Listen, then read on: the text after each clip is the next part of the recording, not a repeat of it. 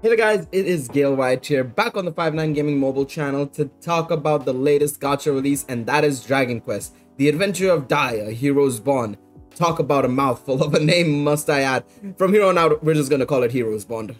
It's as simple as that. Today with me, I also have Iron Cane, and we will be giving you our first impressions of the game. We'll be going over the gameplay, the gacha system, the art style, the music, and much more. However, before we get started, smash that like button, subscribe to the channel for more gacha/mobile gaming content, and of course, leave a comment on what you guys think about the game and if you've played it. Now let's get into the video. Dragon Quest: A Hero's Bond is a game developed by Dina and is published by Square Enix, and of course you may know Dina for its various other gachas such as Pokemon Masters, Fire Emblem Heroes, AOT Tactics, and Final Fantasy Record Keeper. Square Enix have also published other titles such as Xeno Alice and the recently released Nier Reincarnation. Now, this game is going to have a simultaneous release, and therefore all the servers and players are going to have the same content dropping at the same time, which is great news. As such, a lot of the information and story is going to be a fresh experience. The game will be adapting and following the anime series that is currently airing and the manga series that ran from 1989 to 1996, and you will have to add familiar characters to your team as you progress along the story. The game will not only feature the adapted storyline from the anime and manga, but also feature its own original story written by Riku Sanjo, the writer of the manga Dragon Quest, The Adventure of Dai. While you can use your characters freely, there are going to be some stages that limit you to certain character to be used for a certain stage. There are also modes available to grind on materials for crafting, in-game money for upgrades, upgrade materials for skills, and additional upgrade options. There's a lot of ways to build up our characters beyond just leveling them up, and it opens up some skill customization options a little more down the road.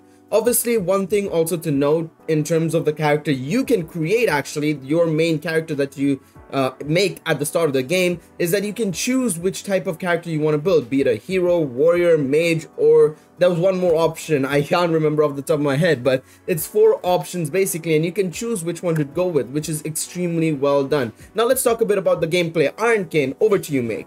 Alright, now for the good stuff, the gameplay. Let's be honest here, even the game has solid plot, music, and everything else, for the most part, that's not going to be what keeps players around. When it comes to gachas, gameplay is crucial to a game's longevity, because if playing the thing is boring, then people won't play it. And if people won't play it, then the game dies.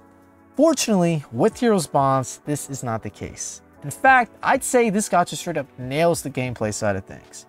The combat is unlike anything I've ever played personally for mobile titles. In essence, it's an auto-runner lane-based JRPG. Players fight in 3 lane corridors where they can move vertically and horizontally to either get some distance from the enemy or get right in their face. Teams will attack on their own. The responsibilities of the player is to swipe their characters along the different lanes to actually hit the monsters, activate their character's skills, as well as special moves when they're fully charged, and block or dodge enemy attacks. Speaking of teams, each one is comprised of 4 characters, with each character having some unique attribute like fire, lightning, or the ability to heal teammates. One of the teammates chosen is partnered with the leader of the team, allowing players to swap between the leader and the partner on the fly when need be. I find the best way to go about swaps is to change when you've used up your skill charges on one character, swap to the other, and continue your barrage of well-timed skills. The other 2 teammates will be on the field with you at all times. They'll actively provide support during each battle and have their own special moves that can be activated as well. The goal is to wipe out all enemies in your sight as quickly as possible, and once accomplished, in most cases players will be greeted by a big nasty boss at the end of the stage. Boss fights are where things take a bit of a turn. You can't just swipe willy-nilly on these. These battles require players' full attention to make quick decisions, knowing the best time to block, dodge, and unleash killer skills. When bosses, or any enemy for that matter, launches an attack that has a visual cue, players can either simply avoid it or block. I'd recommend for players to block when they can in most scenarios because they'll receive an attack bonus when doing so. This also works with basic attacks bosses and general enemies dish out. Just be mindful of your block gauge. If it gets destroyed after the enemy attacks, you'll get launched back, losing ample time to counterattack, but you'll still receive attack bonuses for physical and magic-based moves. Skills are always important to land, but in boss fights, they're vital. If you manage to land a clean one on the boss while a diamond-shaped icon appears, they'll be sent flying back. This mechanic feels great to pull off and is a pretty decent incentive to not just throw the game into semi or full auto every fight. My favorite part about the system is that you can hurl bosses like paperweights through these rock masses, and when you do, their guard becomes broken, allowing you to wail on them to your heart's content. To ensure that you're able to break bosses' guards, make sure to pay attention to the Q. Also, special moves either done by you or your allies chuck the boss back a bit as well, but landing a skill during Qs will move them to a greater effect. Overall, I feel that even if you're completely unfamiliar with the anime like I am, or if you've never even played a Dragon Quest game, the combat itself is so compelling and satisfying that you can hop right in, no problem. It's truly a unique experience. Now let's talk a bit about the key feature of the game, and that's the gacha system. Unlike most gachas, the game follows the route of Naruto Ninja Voltage and Opera Omnia in that the gacha system makes you summon for the equipment/weapons while the characters are obtained throughout the story and the events of the game. The gacha itself is called Treasure Hunt and costs 3,000 gems to do a 10 pull. The 10 pull has a bonus of guaranteeing you a 3-star, and the game features 2-star, 3 stars, and 4 stars as its rarities. 4 stars in the game being the highest rarity also give a special animation to a character depending on if they are matched to the correct character. In terms of its rates, the game has a 3.00165% chance for its 4 stars, a 21.998999% for the 3 stars, and 2 stars being 74.99934%. Very specific rates, I must add. There are noticeable tells as well, with an orange slime basically guaranteeing you a 4-star, and there being a pity of 100 draws or 10 multis. This pity does not reset if you pull a 4-star, but that specific 4-star does not count towards the pity. Let me explain a little bit. So if you do a 10 pull, but get a single 4-star in that list, it'll count towards the pity only 9 draws. So it'll only be 9 draws that'll count towards the pity. So it'll be 9 out of 100 instead of 10 out of 100. So that 4-star does not count towards the pity whatsoever. So let's talk a bit about the launch issues of the game. So Iron King mentioned some of the red flags that he thinks will happen, but there's already some big red flags from the start of the game. So when I logged in and we saw the game was live, Iron and I know Hydros managed to get in completely fine. Iron went in. I decided to jump in and found out there was an error code 103. I decided to try out various other options. I looked at it and I tried opening it up on an emulator. I think BlueStacks didn't work.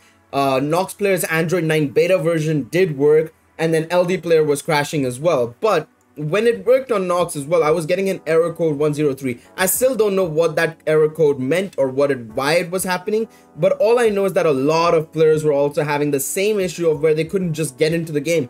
That plummeted the Google Play ratings down from like it was around, I think around 3.5, 3.8 stars to 2.8 stars. Another issue that I know a lot of people were having with the game was that they were able to get into the game, but then it would crash and erase all their save data, which is obviously a big no-no, right? I don't know how much that happened, because I do know it happened to a very few people, but hopefully they fixed it, because since the time of this recording, or I think a day before the recording of this video, they did manage to fix it. So thankfully that's good. It's a great thing that they have done it, and they have been very well. They've interacted with the people on the Twitter account. They know that the issues are live, and they're consistently updating people on it. And on top of that, they have been giving roadmaps for the future. So hopefully this is just a one-off in terms of the launch issues, but it is something to note that at the end of the day, the developers may have a couple of issues niggling here and there as we go along. But overall, the fact that they fixed it did take them a bit of time. I think it took them by the time it got fixed and everything, I think it was pretty much the following day. So I missed a whole day of logging in pretty much, even though I didn't make an account by then. But yeah, so just be wary on that front. But outside of that, the issues have been fixed as far as we can tell. And so let's conclude it. Iron King, wrap it up, mate. Okay, so Heroes Bond's gameplay isn't too shabby. But what about the graphics? Do they hold up just as well? For me, I think the game looks pretty great. It does a solid job of capturing the look of the Dragon Quest games while still passing as a nice homage to the anime. After all, this is the gacha that's based off the anime, that's based off the manga, that's based off the games. The attacks are flashy, the movement is fluid, and the special attacks look sick. Is it pushing the boundaries of what mobile games can look like? I'd say yeah, man. I mean, of course, it's not the most realistic looking game out there, but it sure is stylized, and I think for that reason alone, it will age very well years after release. The cutscenes during the story mode actually blew me away with how well they look. If I didn't know any better, I'd say they were from your typical AAA console game. So the art style for sure gets a passing grade from me. Before I go ahead and give my final thoughts, there are some gripes I wanted to bring up first. The main criticism that I saw players express, and I agreed with, is the lack of energy provided for players at the start of the game. I played a Hero's Bond for a couple hours and I'm already struggling to get through the story. And I'm not talking about because I hit a difficulty spike, but because I literally cannot play stages due to my energy being depleted. See, I would understand if I was plowing through the levels, I'm on like chapter 3 or 4 or something like that, but I'm still on chapter 1. Now, I understand that there are some energy items used to recover stamina and ads to watch, but isn't it a little ridiculous that I have to bust out these reserves or watch ads to get my stamina back on chapter 1, which is literally a tutorial, more or less? Now, I could be overreacting here, so feel free to let me know what you guys think about the stamina system in the comments, but I think it's a bit of an issue. The next issue I could see affecting the game is how it handles summons. Not the rates or anything like that, but the actual content you receive. From what I understand, the only summons available right now are weapons and character souls, not actual characters. Characters are unlocked through the story, which is nice, don't get me wrong. It's just that for this game to really flourish, I don't think weapons and character souls are hype enough to push the game to its fullest potential. Like, come on. What would you rather? Say a holiday event is coming around. Would you rather summon for a Halloween or Christmas skin of the character or a Halloween or Christmas weapon skin? Now, I know the game may potentially create events where you get these special event characters for free and limited time events and stories, but in terms of overall revenue, I don't think weapons and character souls will cut it. Hey, maybe I'm wrong. Hell, I hope I am. I want to see the game do well because I enjoy it. It's just that I'm worried about its future if souls and weapons is all it's going to have for earning revenue. Besides that, the only other issue I'm aware of was that the launch was a little messy for some. I'll throw it away to my buddy Gail to talk about that because I had no issues booting the game up over on the US side of things. In conclusion, this auto-running RPG amalgamation gets a passing grade from me. I feel that the combat on its own carries the game, with the graphics, score, and character creation being the icing on the cake. Of course, there are flaws and concerns that I have. We'll just have to wait to see how Square Enix and Dina improve upon them in the future. If you enjoyed the video, we'd really appreciate it if you give it a like. It actually helps out the channel more than you might think. Also, if you're a gacha head like I'm slowly but surely becoming, why not subscribe to the channel where we'll be covering all the latest gacha games in terms of releases, news, controversies, and more. Thanks for sticking around to the end. This is Iron Kane signing out. Peace.